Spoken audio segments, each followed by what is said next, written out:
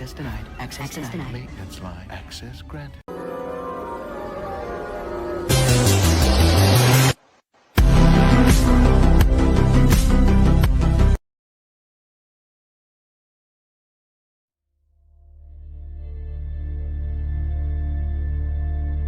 Genetic engineering is a process where scientists take genes from one species and force it into the DNA of other species.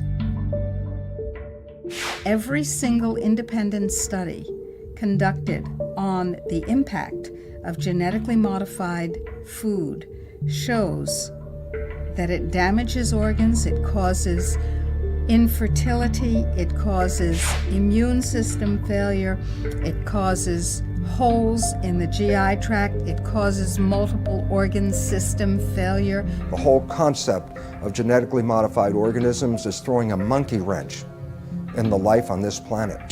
What if we could produce more yield on the same amount of land, squeeze more water from a single raindrop, conserve natural resources while caring for the environment? Monsanto is the company that told us that PCBs were safe. They told us that Agent Orange was safe. They told us that DDT was safe, and now they're in charge of telling us if their own genetically modified foods are safe. The reason why we have 170 million acres of genetically engineered corn and soybeans and cotton and canola oil and sugar beets in the United States is because it doesn't have to be labeled. The first genetically modified animal, a salmon, may soon be approved for human consumption. Both these fish are 18 months old, but the larger genetically engineered Aqua Advantage salmon grows twice as fast as the regular salmon. There has not been sufficient animal health testing, human health testing, or environmental impact testing of these new transgenic fish. Basically, they've taken agriculture and built an industrial model which doesn't fit nature. So instead of changing their agricultural model to accommodate what is natural, they're changing nature to accommodate the industrial model. If you have an organic corn crop that sits next to a genetically engineered corn field, and it happens to tassel at the same time, and it happens to be downwind, you're going to get your crop contaminated. The rest of the food supply is contaminated. Then the genie is out of the bottle, and it's maybe physically impossible to turn the situation around. In the genetic engineering revolution, these seeds are now patented property of one corporation called Monsanto. The pharmaceutical industry has no interest in having you well because they don't make any money if you're well. And the pharmaceutical industry is the biotech industry. Some people think that GMO really means God move over. We are heading downhill at a rapid rate of speed toward our own extinction. The use of GM in agriculture is a risk that is simply not worth taking.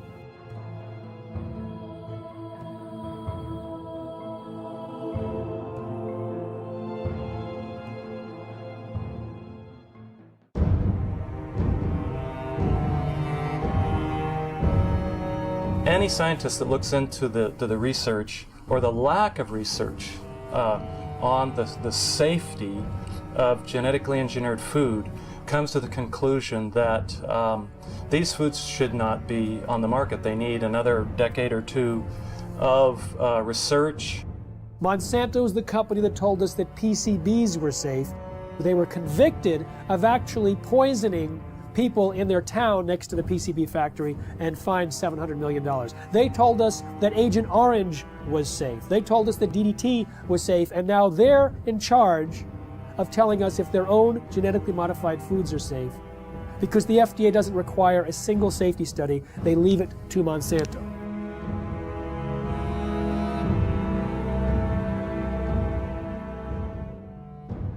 I know Monsanto, as one of the officials of the organization said, we're here to make money. And that's not just Monsanto, that's a lot of food industries. Their job is to make money for the investor. Unfortunately, that becomes the highest priority thought in their minds. Make money, make money, make money. They're not actually making products to make health, they're making money. And so they tend to overlook the health consequences. I think that is a ridiculous sort of approach to the problem. There should be some responsibility being assumed by the producer that when they're producing food, they have a reasonably good assurance that it's a good quality product. That should be the highest priority thing. And then if they can make money with that, fine and dandy. But unfortunately, it's usually the other way around.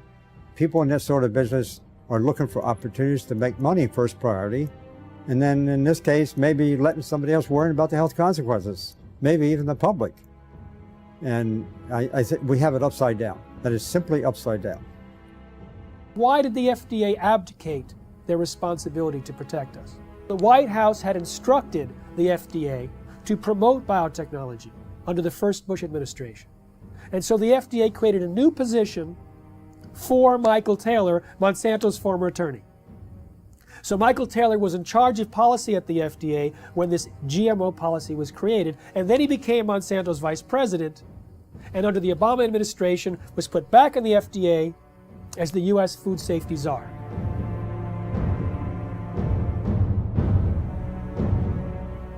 In reality, the overwhelming consensus among the scientists at the FDA were not only that GMOs were different, but that they were inherently dangerous, that they might create allergies, toxins, new diseases, and nutritional problems. They had urged their superiors to require long-term study, and when they saw drafts of the policy coming back to them, they were angry and urged their political appointees to change course.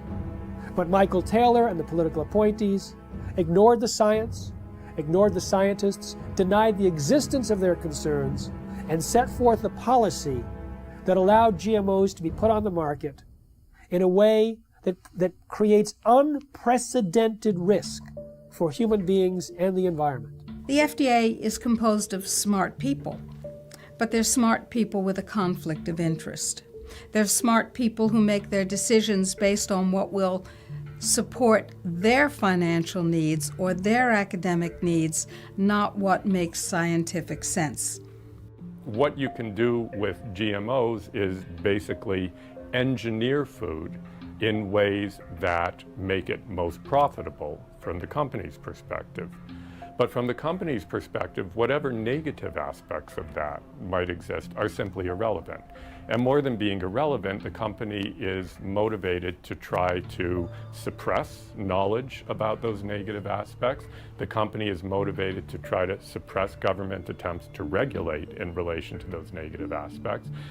The company is motivated to try to infiltrate government and lobby government. I mean, when you look at the Clinton administration, Bush Sr., Bush Jr., and Obama, you look at various high-ranking positions in the administrations of all of those presidents, you find people who have worked for Monsanto. Most people don't realize that Monsanto has been around for about a century.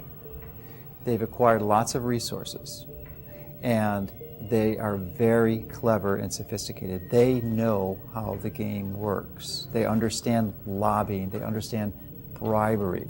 They have been effective at essentially stacking the political structure, the federal regulatory agencies in their favor, to the point that it's almost physically impossible to pass any type of federal regulations or legislation, because the people who make those choices have been in the revolving door of Monsanto. They either previously worked for them or they're paid consultants for them. The governments now, wherever they are dependent on corporations. Who are these governments? Who are these companies? Corporations. Telling people what to do, what to eat, what to feed their children. We are people, we're the children of God. We have constitutions, we have our constitutional rights to eat and feed our families that nature produces. They say, no, we don't have that right. In fact, we're going to force that on you. It's the FDA and the USDA who helped lead the charge for these new food safety bills. There's nothing in those bills to protect you. It's there to protect the genetic engineering industry. And unfortunately, if we don't stop this, you won't see organic farmers. The laws in the bills currently are so strict, so arbitrary, that if you are a small organic farmer, you can't meet their requirements for safety. As a result, you'll go out of business. Not a single human being on earth gets up and says, boy, I can't wait to go to the supermarket and buy a GMO food. And why is that? That's because after 30 years, and hundreds of billions of dollars of public and private investment, they haven't been able to come up with one thing in this food that actually helps the consumer. No better taste, no lower price, no more nutrition, nothing. Zip, zero, nada. 85% of all the genetically engineered crops in this country and around the world are designed so you can soak them with weed killers, toxic herbicides. And who are the big companies that do this? Come on, you know who they are. Monsanto, anybody, what? Who else? DuPont, Dow Chemical, Syngenta, Bayer. What kind of companies are these? Chemical companies. As the chemical seed package has spread, and now with genetically engineered seed that originally was free in India because it belonged to the farmers, or was low cost because it was released from the public sector universities that did seed breeding. In the genetic engineering revolution, these seeds are now patented property of one corporation called Monsanto. They take genetic material, either DNA or RNA, and insert it using very sophisticated techniques and create an artificial life form, a transgenic species that is impossible to reproduce in nature because the reproductive organs don't match. And as a result, once this form is created, here's the danger. It can cross-pollinate, it can contaminate the traditional crops. Percy Schmeiser was a farmer in Canada who was contaminated by Monsanto's genetically modified seed. Well, he realized he'd been contaminated because he used some of this herbicide to kill off weeds around utility poles on his property. When he saw some of the seed did not die from the application of glyphosate, he knew it must be genetically modified. Well, he didn't do anything to purge his property of that contaminated seed. It would actually take 3 years of taking your crops out of use before you could completely purge them of the genetically modified seed. He decided he didn't want to do that because that would be costly. So he saved his seed for planting the following year, and Monsanto said, well, you now knew that you had genetically modified seed. You saved it for planting a second year. That's infringement. They sued him for patent infringement. It went all the way up to the Canadian Supreme Court, and although they found that technically he did infringe their patent, they awarded Monsanto no damages. Both in Canada and the United States, hundreds of farmers have been totally bankrupt, lost their farms and so on through lawsuits by Monsanto.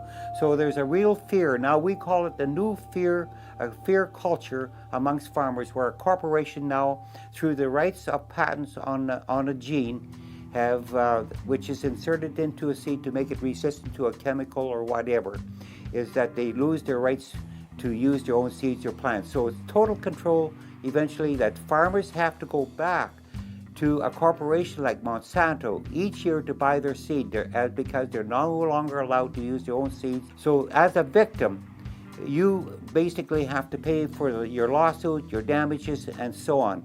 So farmers become victims and they have done nothing wrong because they were contaminated by a neighbor, by whatever means, by pollen flow, by seeds blown in the wind, transportation, and so on. So it doesn't matter how it happens. If you are contaminated, it's over and it's over. It's inevitable that someone who does not want to use their seed will become contaminated. Even the United States National Organic Program standards acknowledge this when they say you won't lose your organic certification if you're contaminated up to a certain percentage, as long as you take efforts to try to avoid that contamination. Monsanto has said that it's the responsibility of an organic farmer to use large portions of their own property to set up buffer zones to try to decrease the likelihood that they'll be contaminated by their neighbors. But that's quite perverse when it's their seed that's the new entrant into the neighborhood. In the mid-90s, the UK government gave about $3 million to a scientist to figure out how to test for the safety of GMOs. That scientist was Dr. Arpad Pusztai, the world's leading expert in his field. He worked at the top nutritional research laboratory in the UK, one of the best in the world. He had about 20 or 30 researchers working with him in 3 different institutes, and his protocols that he was designing were supposed to be implemented into EU law as requirements for the safety assessments of any GMOs to be introduced into Europe. He took a potato that was genetically engineered to produce an insecticide and fed one group of rats the genetically engineered potato. He fed another group of rats natural potatoes, and a third group of rats, natural potatoes, plus their meal was spiked with the same insecticide that the GM potato was engineered to produce. So you have GM potato, natural potato, and natural potato plus an insecticide, and all three had a complete and balanced diet as well. We measured all sorts of things, growth, for example, how these young animals were growing, what happened to their inside, and what happened to their immune system. And it became clear that the GM had a slower growth. It had problems with internal development of its organs, and it certainly knocked out the immune system. Only the rats that ate the GM potato got sick. They had potentially precancerous cell growth in their digestive tract, smaller brains, livers, and testicles, partial atrophy of the liver, damaged immune system in 10 days. What was the cause of that damage? It was not the insecticide, because the group eating the insecticide did not have the problem. It was understood that it was the process of genetic engineering itself and the unpredicted side effects that caused this profound damage to every system and organ studied.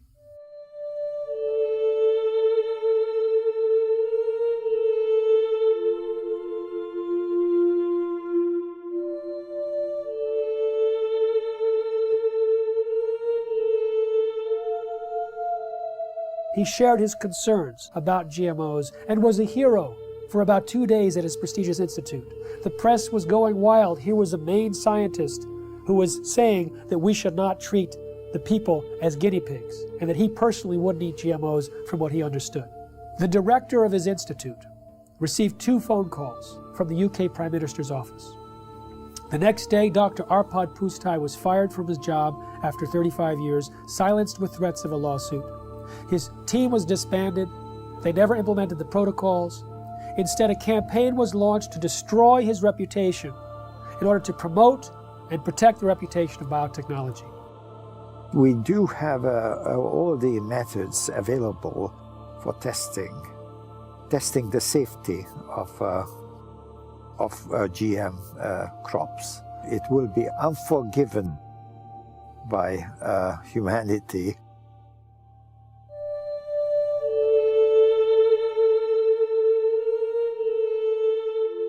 Monsanto scientists found bacteria growing in a chemical waste dump near their factory in the presence of Roundup herbicide. Now, Roundup normally kills bacteria. This bacteria was surviving. They said, great, let's put it in the food supply. So they took the gene from the bacterium that allowed it to survive the Roundup and put it into soybeans. And now those Roundup-ready soybeans can be sprayed with Roundup herbicide, and they don't die. Just all of the other plant biodiversity in the ground dies. The active ingredient in Roundup is called glyphosate. Glyphosate was patented in 1964, not as an herbicide, but as a broad-spectrum chelator. It hugs a lot of different minerals that are needed and does not allow the plants to access them. It also destroys some beneficial microorganisms in the soil, which normally provide nutrients to the plant. It also promotes pathogenic organisms in the soil, which then overrun the plant. And so it creates weaker plants, stronger disease, and the disease does the killing. Now, what do the livestock in the United States eat? They eat largely Roundup-ready crops. Roundup-ready soy, corn, cottonseed, canola mash, sugar beet pulp, and soon alfalfa. So a huge percentage of their food intake is Roundup-ready crops. Now remember, Roundup pulls the nutrients out of the crop. It makes them unavailable. So now we have millions of livestock eating nutrient-deficient food. And what do we eat? We eat plants and we eat animals and take their milk. So it turns out it's a perfect storm now, not just for plant disease, but for animal and human disease.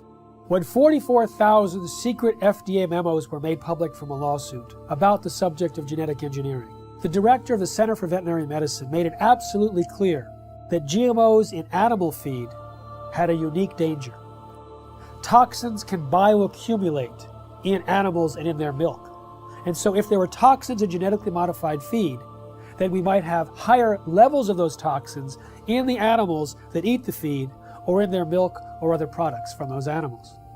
All our food, 90% of Canadian crops, American crops now are produced by genetic modification, or at least they're contaminated with genetically modified corn, genetically modified soybean, genetically modified everything. 95% of all the genetic modifications are done in order to allow the plants to survive more chemicals being sprayed on them and to allow the animals to survive more drugs being put into them.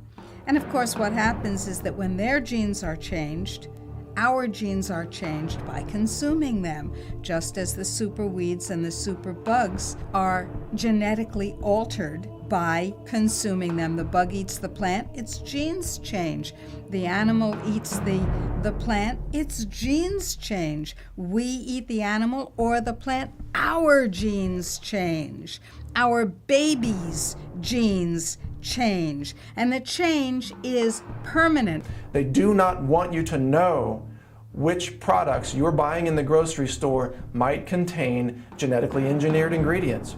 They say that label would confuse consumers. They say there's no difference between genetically modified foods and non-GMO foods. Well, that's absurd.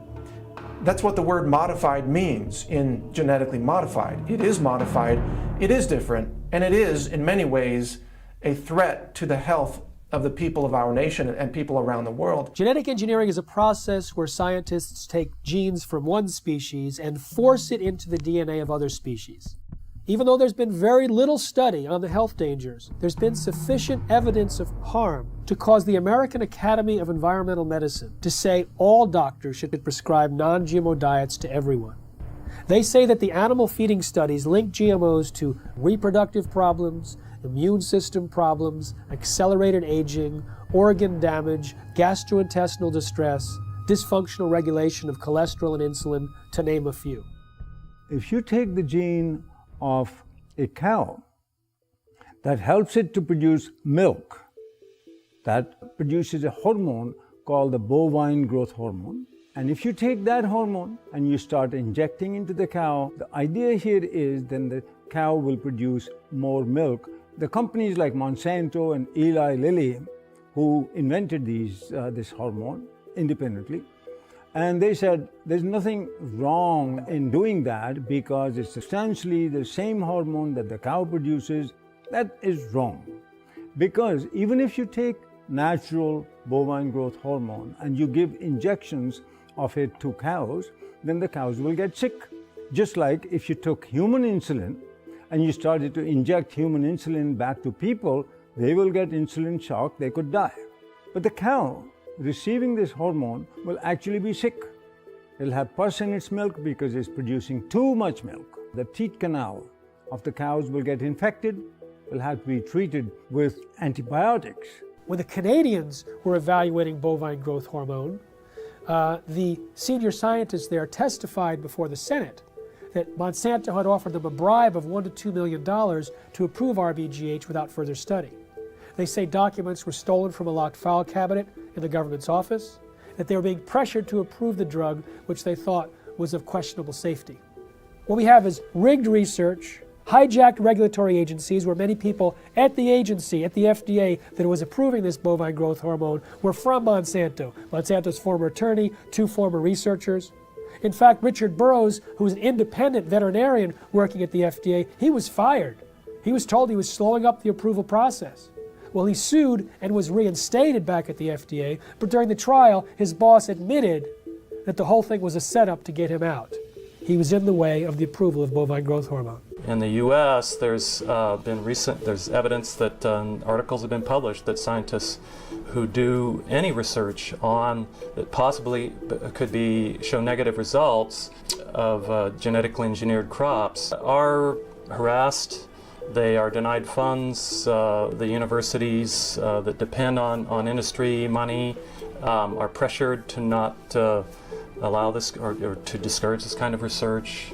Monsanto's own research shows that when rats were fed this BT corn, they had signs of toxicity in the liver and kidneys.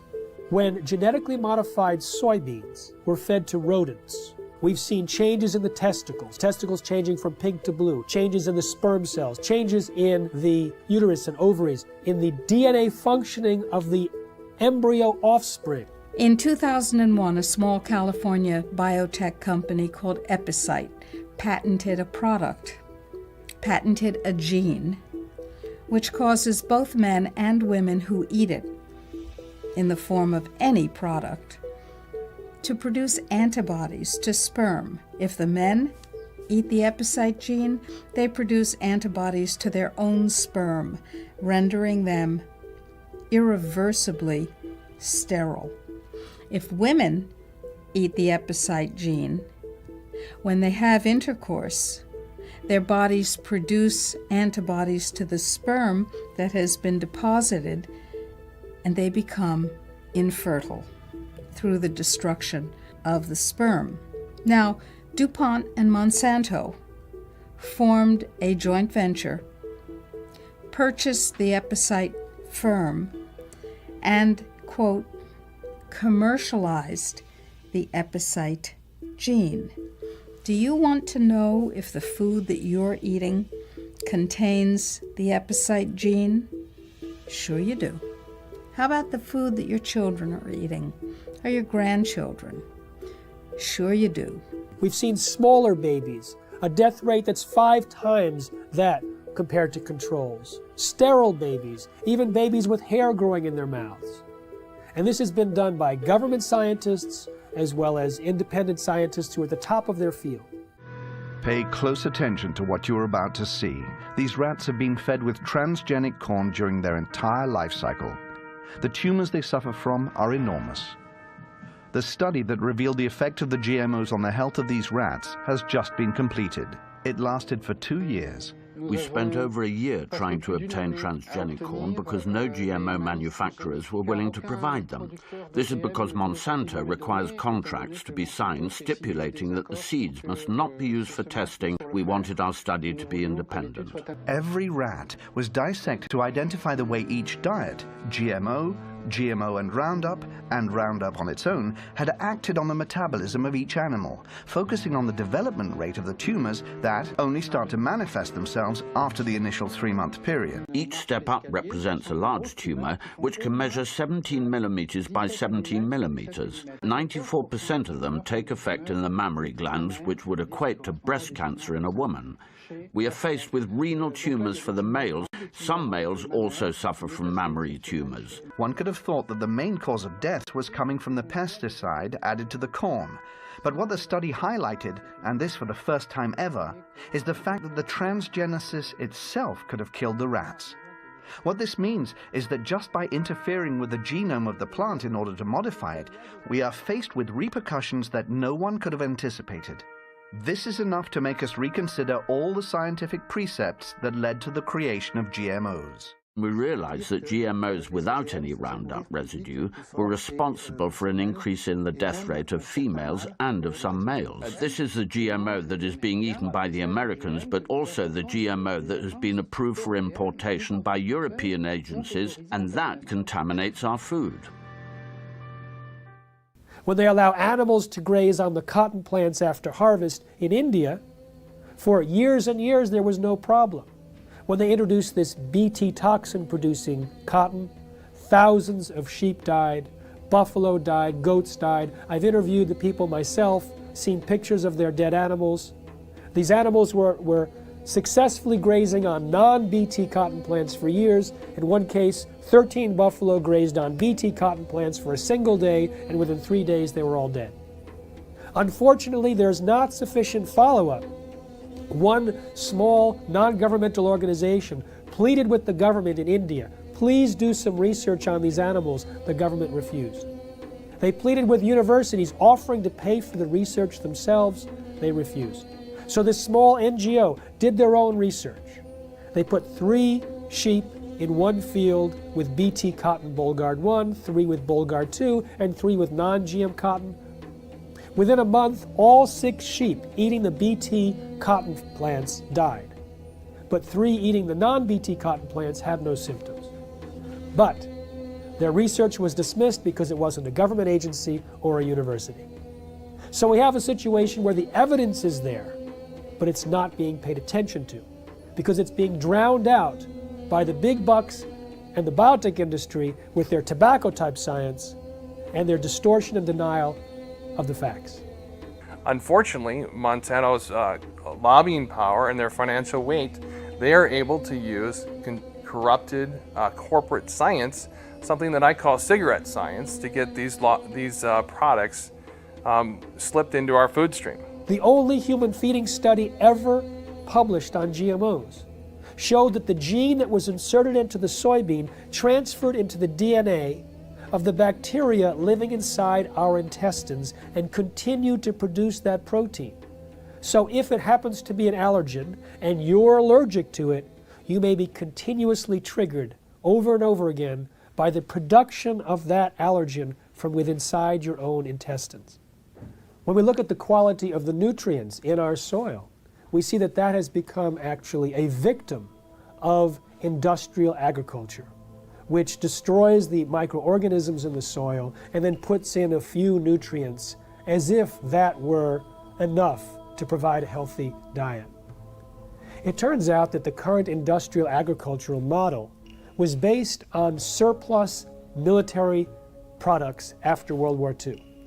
They had extra bomb-making material that worked as fertilizer, so they created the synthetic fertilizer industry.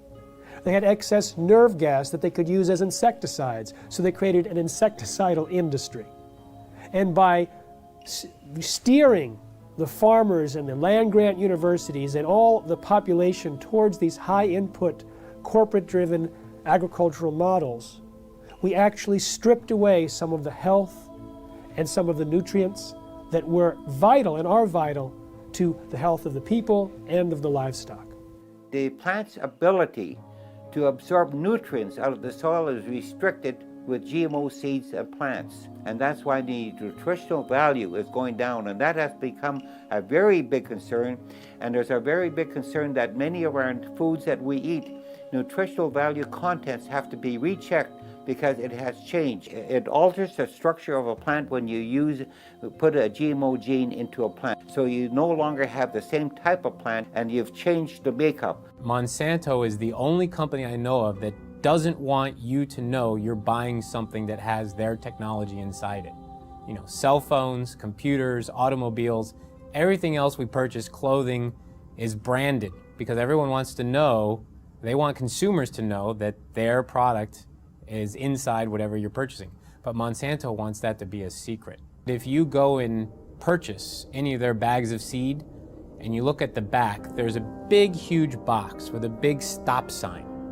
And when I first saw this, I thought that meant stop, this seed is dangerous. Don't swallow it, wash your hands after you've touched it. No, all those health warnings are lower down the bag in smaller font. If you look in the box where the stop sign is, it actually says stop. These seeds are protected by the following patents. Your use of these seeds must be in compliance with the license agreement. You may not save the seeds for replanting, blah, blah, blah, blah, blah. So they object to labeling of food that consumers buy, but they have no problem with labeling their own product with all of their patent numbers. So there's some things that they want the public to know and other things that they don't. Traditionally, the proponents of genetic engineering have stated that there's relatively no risk or essentially no difference between genetically engineered plants and products and conventionally raised products. Well, new studies dispute this quite widely. There was a study done last year in the Journal of Reproductive Toxicology that showed that over 93% of genetically engineered toxins were found in the blood of pregnant women and 80% in the fetuses. So this potent crop toxin is being transferred into the population. Genetically modified soybeans has as much as 7 times the amount of a known allergen compared to non-GM when the two are cooked. With corn, there's a gene that's normally shut off in corn, but it's switched on accidentally in Monsanto's corn, and that gene produces a known allergen. There's also more herbicides used on these genetically modified herbicide-tolerant crops like Roundup Ready soy, and the excessive herbicides might promote allergic type reactions. Peer-reviewed studies show that there's an association between heavy GMO consumption and serious health problems, including asthma and food allergies. There's also a damage to the pancreas and the production of enzymes that are used for digestion in mice that are fed GM soy. If we take longer to digest proteins, then that means eating genetically modified soy might cause us to be reactive to a wide variety of foods, not just to GM soy. The real risk here, the real concern is that these threats to the food supply are validated. And there is, the GE crops are the predominant crops, and they've contaminated the rest of the food supply. Then the genie is out of the bottle, and it's maybe physically impossible to turn the situation around.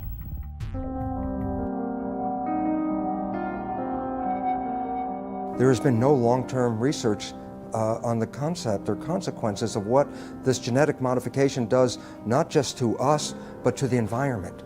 And right now, from all the research that's showing up, it says this has a very negative and profound effect on destroying the environment in which we live. So therefore, I find it senseless that the government would support and condone genetically modified foods without even having the basic research to understand the liabilities involved in creating these monster organisms and putting them into our world. The conversation in Europe and in countries in South America and in Asia is much more sophisticated in terms of its understanding of science, the importance of independent peer-reviewed science that isn't contaminated or corrupted by corporate influence. Here in the United States, you know, the birthplace, the bedrock of the free market system and democracy, we are having our rights corrupted by corporate influence. The major impact that Monsanto has, their ability to get their products approved with minimal scientific oversight and minimal review of these products for human health testing is really an abomination. The entire scientific foundation underneath genetically modified organisms is false because organisms are not genetically determined. And when we understand that, we recognize that the only way to create crops that will benefit humanity is to understand nature herself and learn to live in harmony with it. And this is a completely different approach than humans have had for the last couple hundred years, where we always thought, oh, humans' job was to control and dominate nature. In that process, we are now leading the world into the 6th mass extinction of life on this planet. 5 times in the history of this planet, life essentially got wiped out and started all over again. The 5 previous mass extinctions are attributed to things like comets or asteroids hitting the Earth and destroying the environment. We are now deep into the 6th mass extinction of life on this planet. We are losing species of organisms faster than even in the previous 5 mass extinctions. But the source of the problem is much closer to home than a comet or an asteroid. Science has recognized that it's human behavior that is undermining the web of life. Rather than trying to control nature, our mission is actually how to learn to live in harmony with nature. The FDA, which treats the American people as slaves, knows that if people knew the truth about how healing their foods can be and how dangerous the processed foods really are with all their chemical contaminants and their genetic modification, if people knew the truth, they would demand food freedom. They would demand access to healing herbal therapies and healing dietary supplements.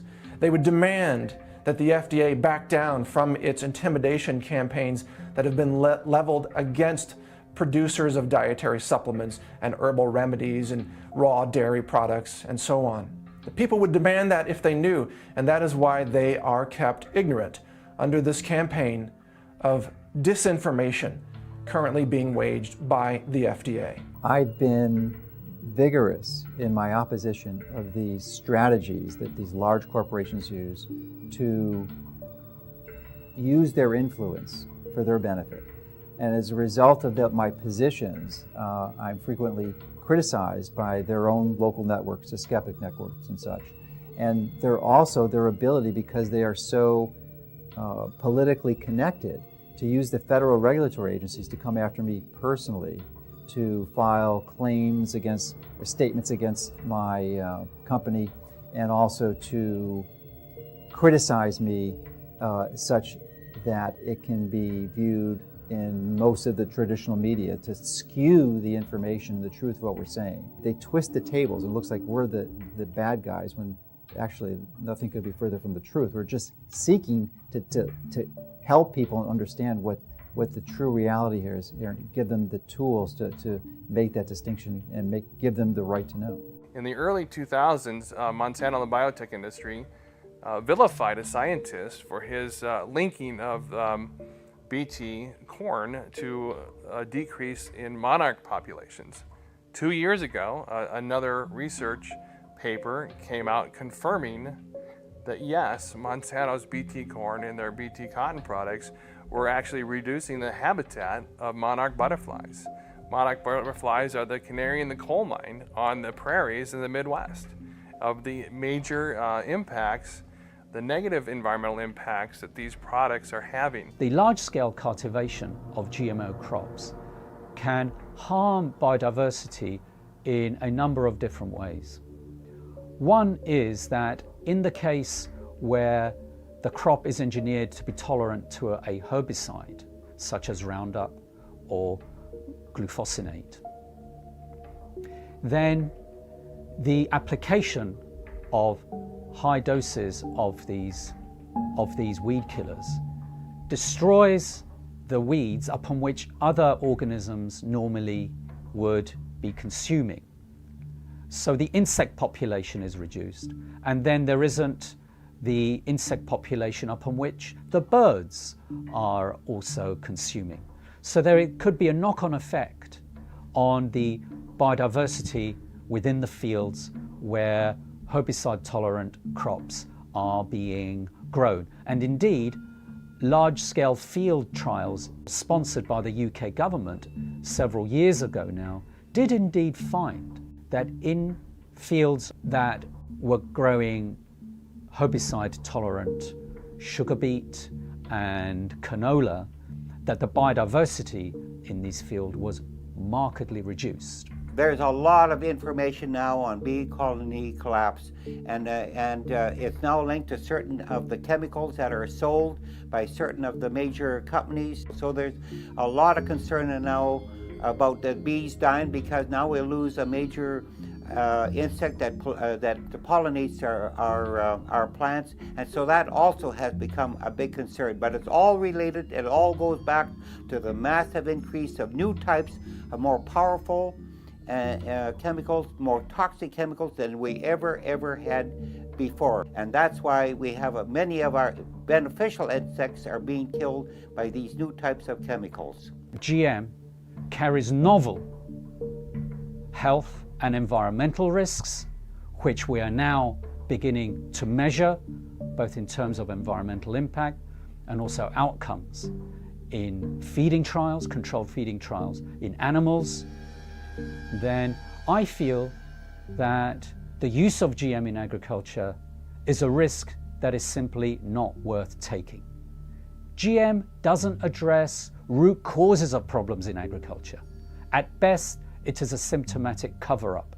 No genetically modified crop can grow unless it's attached to some kind of a pesticide. Those pesticides, more and more, are in these plants. They may have killed the weeds, they may have killed the insects, but the product is still on the plants. And if it's washed off, then it's in the water, it gets into the lakes, it gets into the oceans, it's everywhere. And it's toxic, it causes cancer, it also causes endocrine disruption. That's a technical term for change of hormones. They don't even want to label that this is genetically modified. The milk is genetically modified, or the crop is genetically modified. They say, if we label that, we won't be able to sell it because people won't buy it. Of course, people won't buy it because people don't want it. We have thousands of different varieties of any given food crop you can mention. And by simply dipping in to this already existing reservoir of varieties of crops, resurrecting old crop varieties which have been displaced could readily meet our food needs without having to resort to the risky procedures associated with GM. What is an herbicide-resistant crop? It's a crop that you can spray the hell out of it with a toxic chemical and it won't die. It kills everything except that particular crop. And so you have the ability not only to sell the seeds to the farmer, you're going to sell them the companion pesticide.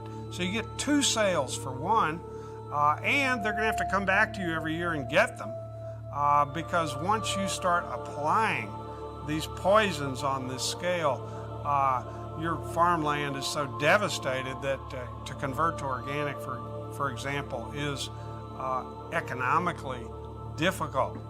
The most comprehensive analysis of GMOs shows that they actually reduce yield. But sustainable technologies, they can increase yield by an average of 79%. What BT corn does and BT soy does and what Roundup Ready does is it decreases labor. It's labor saving, as if we need less farmers in this country. And we have a limited planet. So more people farming is the key to higher yields, not chemicals. GMOs are stealing the money away from these more appropriate technologies. We have more food per person than any time in human history. We have enough food grown to feed 11.3 billion people. What we don't have is the ability for people to access that food. And so it's not a silver bullet of increased yield that the biotech industry tries to sell us. The ISTAD report proved that organic and sustainable agriculture had the same and higher yields than conventional, chemical-intensive, genetically engineered crops. These herbicides are actually having a major impact in killing the beneficial soil microorganisms in the soil, which actually not only add to the yield gains, but also the nutritional value of these plants. Cotton production has increased in this country because of acreage, not because of the BT technology. Rice and wheat production increased in India because of irrigation acreage. Land and water account for it, not the seed and the chemicals. In fact, the seed and chemicals have created a scarcity. First, the new seeds had to be grown as monocultures, so you had less food. Today, we are importing pulses from Canada, from the United States. Very vital to a vegetarian diet. We're not growing pulses because our monocultures have no place for pulses. Pulses give you free protein. Pulses give you free nitrogen fixing. All of that was wiped out. Oilseeds, farm trees, agroforestry. The water use of this so-called Green Revolution was 10 times more compared to equivalent farming systems. One huge problem with the GMOs is that they have completely blown out conventional breeding in our land-grant colleges. And we only in this country have 10% of the vegetable seeds that were available to our forebears 100 years ago. Our seed stock is going down the toilet, and we can't even use our land-grant colleges to breed in a standard way because there's no money for it. And that is a huge, huge, huge threat to the future of agriculture, to lose the skill of breeding standard, which is in fact what all that food you see on your grocery shelves, all those vegetables came from thousands of years of farmers sharing their seeds. As a result of the loss of beneficial soil microorganisms, not only have the yields gone down, but there has been a dramatic increase in the rise of crop diseases, which are infecting corn and soybeans in the U.S. We're sacrificing, our soil just because it's an easier way to farm, and trying to convince ourselves it's more economical, but it's not. I'm seeing neighbors' fields who've been doing this stuff for 15 plus years. They can't get rid of a lot of weeds now. These weeds are getting resistant to the glyphosate herbicide, so farmers are upping rates, more herbicide. But then all of a sudden that's not doing it anymore, so you have to switch herbicides. So now the soil is just more and more full of poison. So there's going to be more sickness in that field. It's going to be more susceptible to diseases, insects. It won't make it through drought periods as long. The same crops side by side, right across from each other. The natural plants are going to make more over time. And you have a soil that you continue to poison, nature's going to win. In 2006, Cornell University released a study on soil degradation that stated by the year 2050 that 30% of the land that's already cultivated will be unfarmable. Now, the thing about Roundup and glyphosate is that it stays in the soil for months or years, and it continues to cause the reduction of available nutrients and the promotion of these diseases. And so people like Dr. Don Huber from Purdue University, have identified more than 40 plant diseases that are on the rise in the U.S. because of the overuse of Roundup and other glyphosate-based herbicides. Now, it pulls these nutrients out of the food supply for months or years. According to Reuters, in 2007, there was about 184 million pounds of glyphosate herbicide used in the United States. Now, that's one of many, many years, hundreds of millions of pounds, which means hundreds of millions of pounds of nutrients have been tied up and taken out of the food supply. When we have a company like Monsanto that says, I don't care what nature says, I'll create the crops that I want, and we look at what happens, we see another step, another process in our own demise. This is a very powerful enemy, a classic David versus Goliath challenge. And there's the only way we have any approach, any possibility of ever winning this thing is if we work together as a cohesive group. The whole concept of genetically modified organisms is throwing a monkey wrench in the life on this planet. And until we change that, we are heading downhill at a rapid rate of speed toward our own extinction.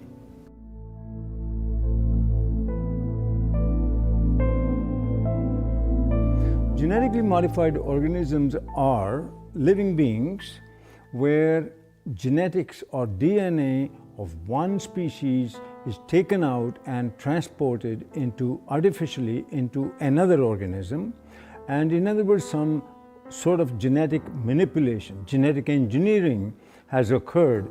Nature, God if you like, does not permit that. You cannot take the gene of a bacteria and put it into a pig or a people or anything like that, or vice versa.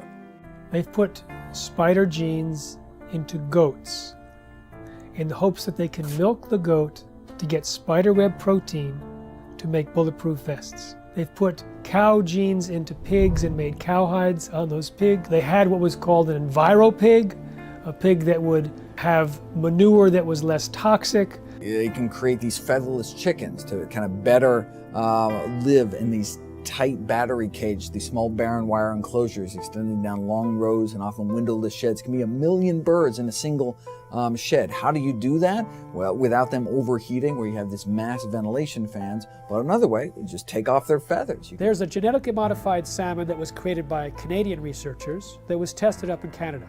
They put these frankenfish into tanks and they fed them sufficient food and there was no problem. When they reduced the amount of food, the frankenfish freaked. They started killing and eating their neighbors. So what happens if the FDA approves these frankenfish and let's say they escape into the ocean? I don't know what's worse, the extinction of natural salmon or the roving of these frankenfish going around and killing and attacking other species and changing the whole ecosystem balance. They both have a mating advantage because they're larger, but they have a survival disadvantage. And it's that combination that should a male transgenic fish escape into the wild cause the rapid collapse and extinction of both transgenic and wild fish in as little as 50 generations. Scientists take genes from one species and force it into the DNA of other species.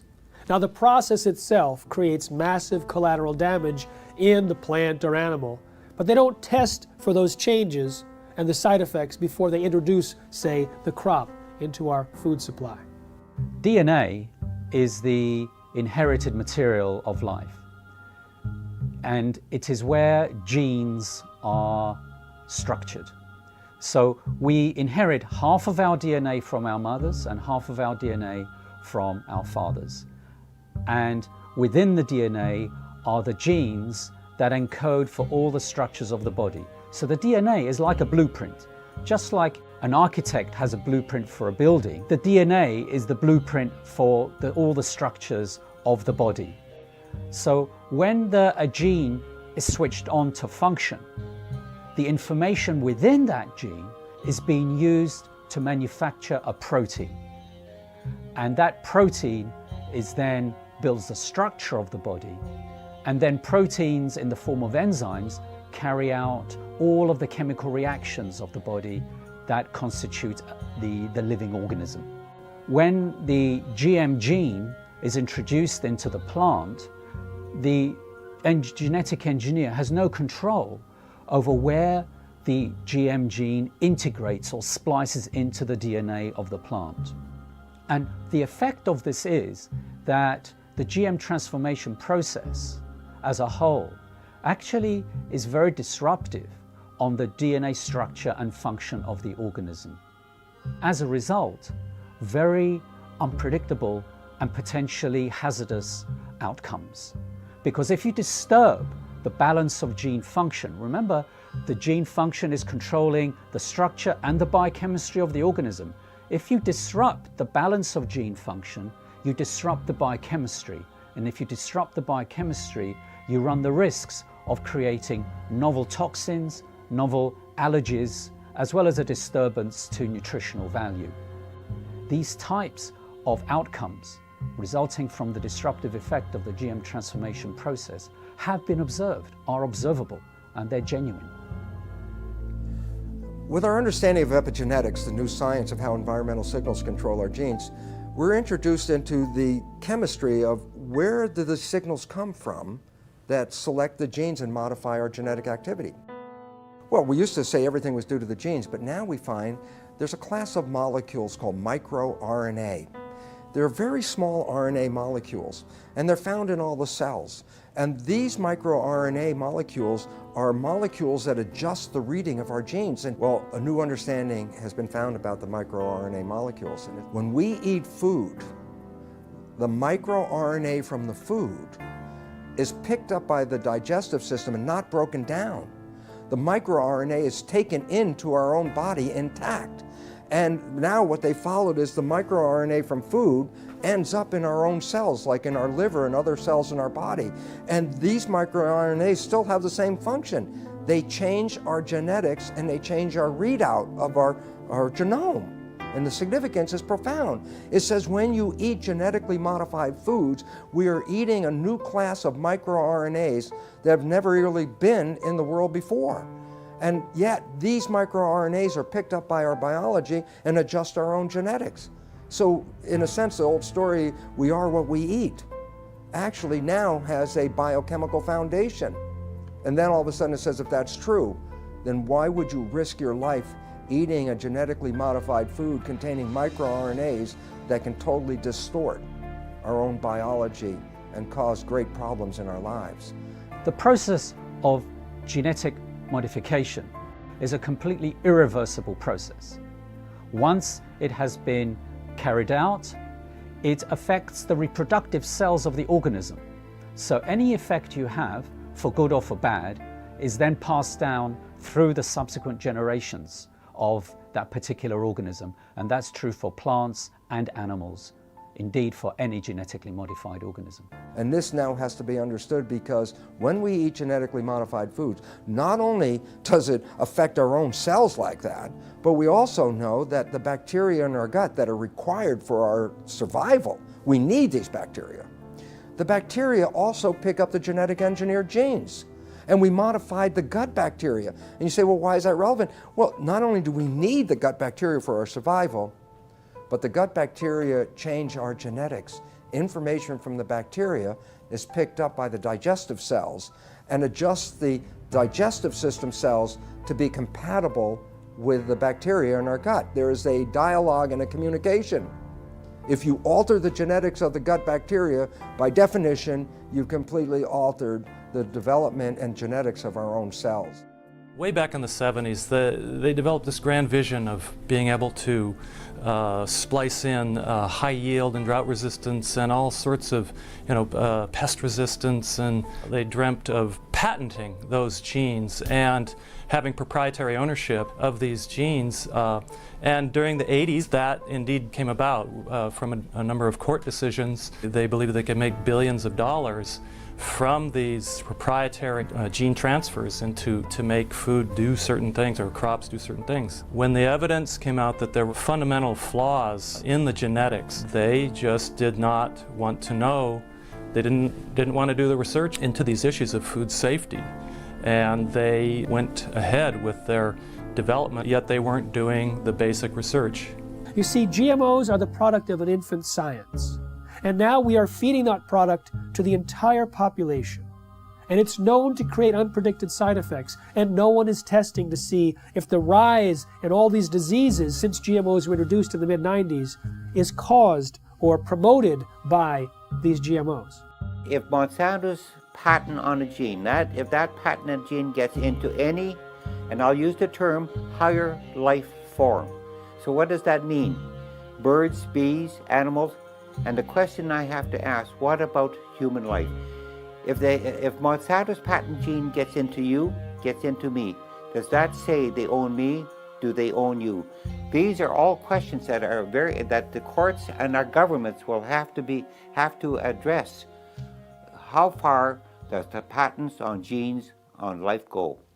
There have been over 140 lawsuits filed by Monsanto against farmers, including against those farmers who wanted nothing to do with Monsanto's genetically modified seed. When you ask Monsanto whether genetically modified seed is natural, they have two answers, yes and no. And it depends on which side of Washington, D.C. they're talking. If they're at the FDA or the USDA, they say genetically modified seed is absolutely no different than natural food. It doesn't need to be tested, doesn't need to be labeled. The public doesn't need to know if their food's been genetically modified because it's no different. Then when they're on the other side of Washington, D.C. at the patent office, and the patent office is saying, well, you don't deserve a patent because your seed is no different than natural food. They say, oh no, it's not. It's completely different. We've invented something brand new. It's radically different and it's so inventive we deserve not just one patent, we deserve entire portfolios of dozens and dozens of patents. Because the United States was the only country in the world, still is, that allowed genetically modified organisms or any organisms to be patented. Up until then, living organisms or their products could not be patented. So the patent for insulin, genetically modified insulin produced in the E. coli bacteria, was given to Eli Lilly. Monsanto got it for RBGH, the bovine growth hormone. I have a book called Corrupt to the Core. In that book, I describe, by quoting from a published speech by a Monsanto executive, saying how they're going to control the whole world. Not just by genetic modification, but they're going to take charge of the whole world by influencing the White House, the Whitehall, the French Parliament, and Canadian Parliament, and the Japanese Parliament. This is published information. How they're going to control the whole world.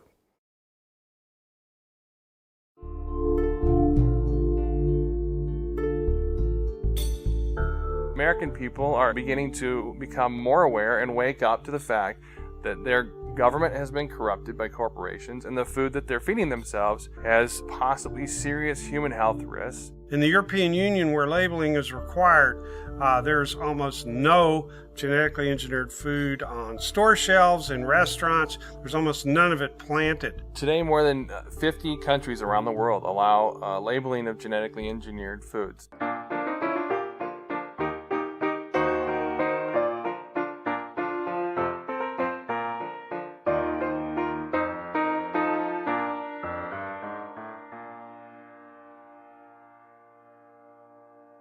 The FDA has received over 1 million comments from citizens demanding labeling of GMOs. 90% of Americans agree.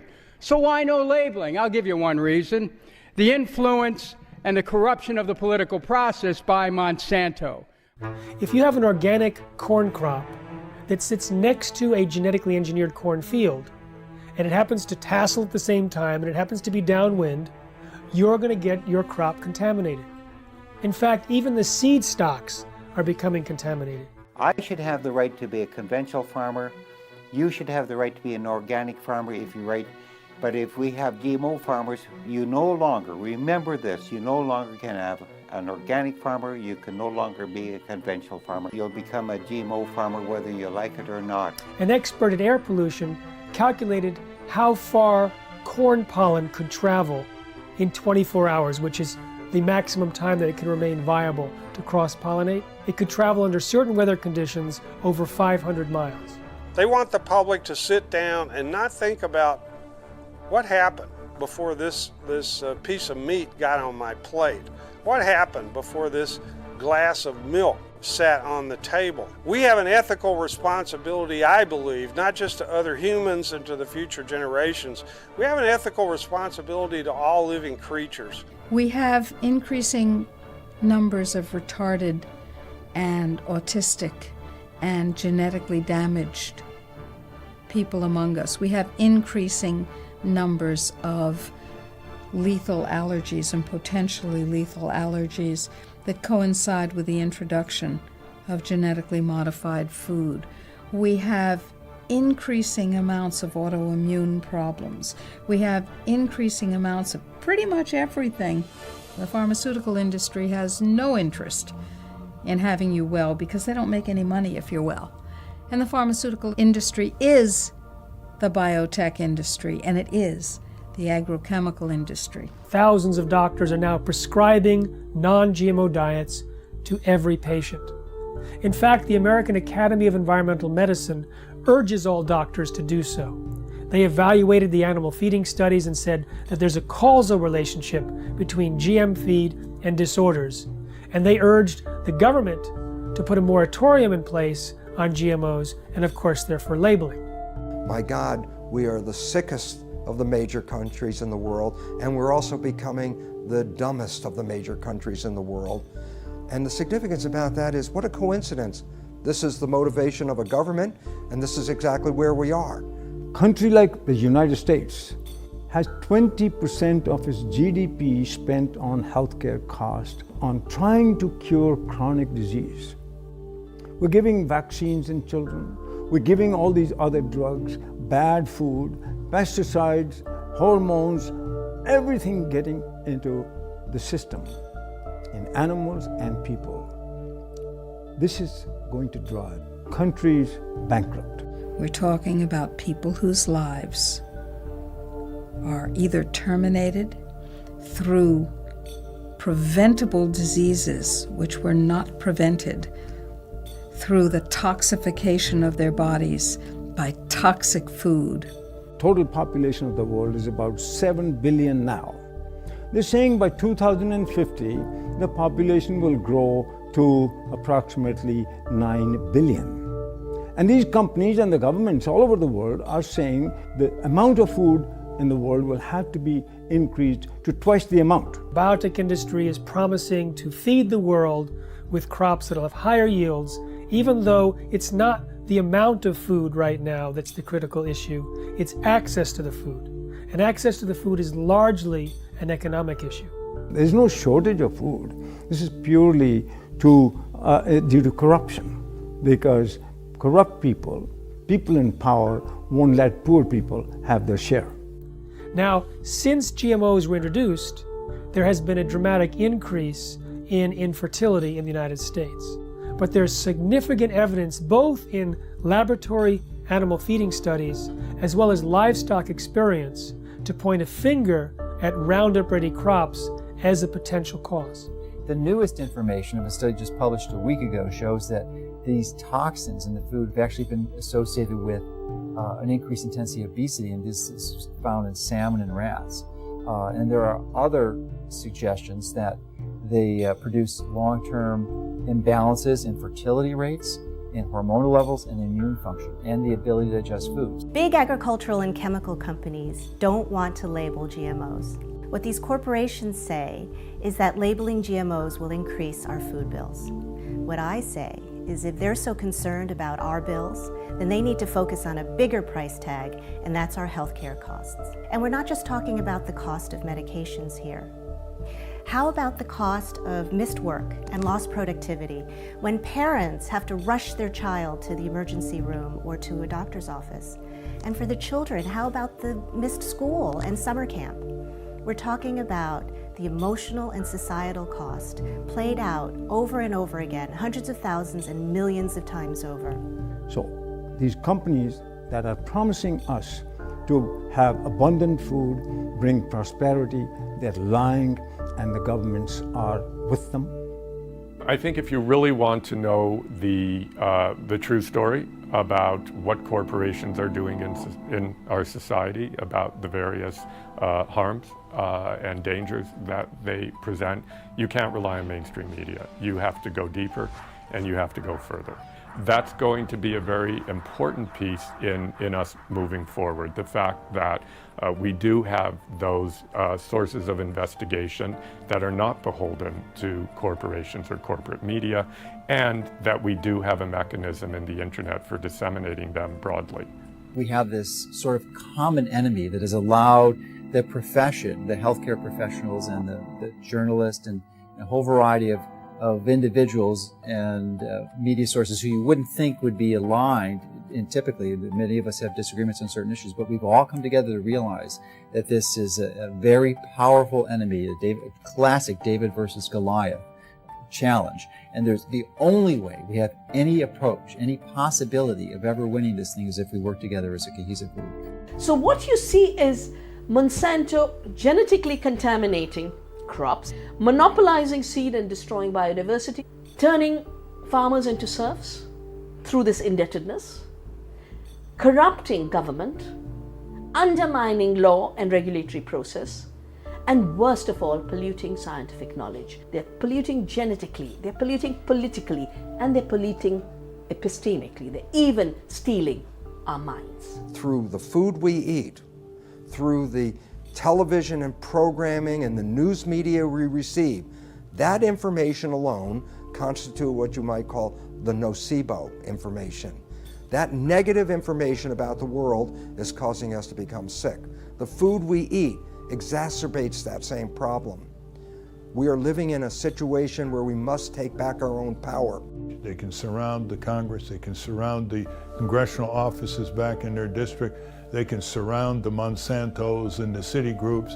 And that's what they got to realize, that that's the first stage, because people showing up and massing together with agendas and with good artwork and signs and music scares the hell out of these politicians and their corporate masters. Let's use the power of government to support what we want, which is to have choices. Stand up that you should have the right, a human right to grow the foods and crops that you want. Americans have a right to know if their food is genetically engineered.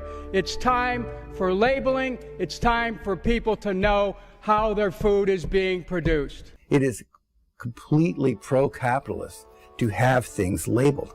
That's where you know what you're getting. And if the consumer over and over and over again says they want to know, they want the choice. But producers are freaked out because the choice is not going to be for them. We have to start now and not let more contamination exist and more danger to human health and the environment to the massive use of chemicals. So by stopping GMOs and eradicating GMOs, you'd also then stop less chemical use and more danger to the environment. And all of us are very concerned about human health and the environment. What's going to get your children through this and your grandchildren's generation? What are we handing off to them? What are we passing down to them? If the earth is us and it's our greatest legacy, what are they inheriting? And if you care about what you put in your body, you'll create as much of your own food supply as you can while you still can. Save seed, grow heirloom foods without any chemicals. I mean, there's dozens, if not hundreds of methods and ways that we can go about correcting this and preventing this, but we have to start making those changes now. It's very important to be an organic farmer for the future of our children and our grandchildren and even ourselves in the food that we eat. Don't give up your rights, our human rights, to this. If what's important to you is what goes into your body and what your health is now and will be, then you have to become activated. But to do that, we have to recognize there's a new science and that new science completely pulls the foundation out under the conventional science of genetics and GMOs. That science is false and destructive. And the wake-up call is knowledge. Knowledge is power. Lack of knowledge, a lack of power. And what this world is suffering from now is a lack of knowledge, because we do have knowledge. We have knowledge that says how we can thrive, live to a ripe old age of over 100 very easily, and enjoy the experience of being on this beautiful planet. In most Native American cultures, their beliefs or their concepts were based on, will this last for 7 generations?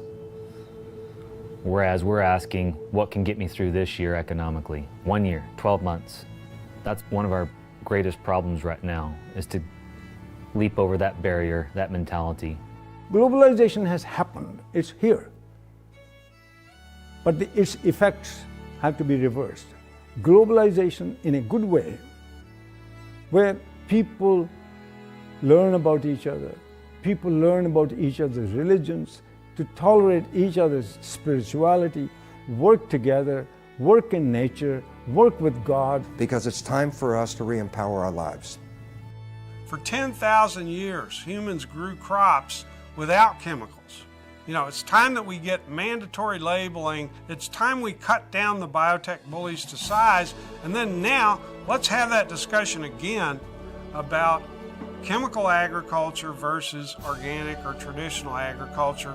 The overwhelming majority of the public want us to produce food and to raise animals in the natural, healthy, humane way, in a way that doesn't destroy the environment, public health, and the climate. And we're going to get to that point, but it's going to require, as I often put it, the food fight of our lives.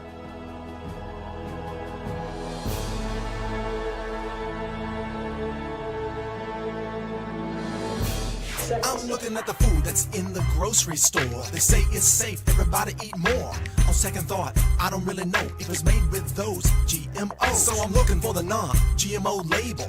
Before I bring it home, I put it on the table. I wanna know if it's verified, so I don't harm myself with genetically modified. They don't want you to know. Poison they grow. Profits they show. From those GMOs. Seeds that they sow. Gonna hurt us, we know.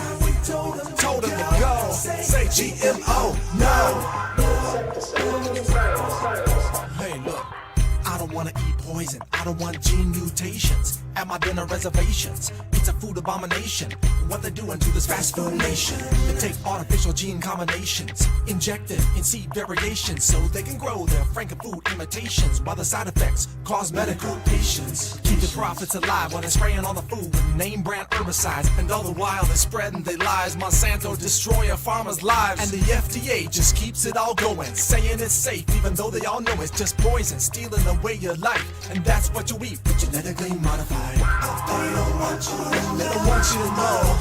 Poison they grow. Profits they show. GMO, no. Seeds that they sow. Gonna hurt us, we know. Told them to go. Say GMO, no. FDA scientists said that GMOs might create allergies, toxins, new diseases, and nutritional problems. Allergies, toxins, toxins. And they said, no testing necessary. No testing necessary. GMO safety, that's a corporate myth. If you don't believe me, listen to Jeffrey Smith. He's the man with the plan, gonna do what he can to help us all get those GMOs banned. But we need you to lend a hand, take a stand against this food stand. It's a mission for the health condition worldwide, cause we don't wanna live genetically modified. No testing necessary. Living inside of us, No testing necessary. living inside of us. Don't eat food unless you know what's in it. Don't believe the propaganda, the press will spin it. Affects everybody, we all up in it. Stand up to Monsanto, tell him, oh no you didn't. Reject franken foods in the store. Demand honest labels so we can be informed. We have a natural right to know what we buying. Just say no to GMO before our farms start dying. Just say no to GMO. These corporate crooks are lying. Just say no to GMO. This time we're not complying. Just say no to GMO. We just not buying it. Just say no to GMO. No testing necessary. No insecticide. Just say no to GMO. No testing necessary. No insecticides. Just say no to GMOs.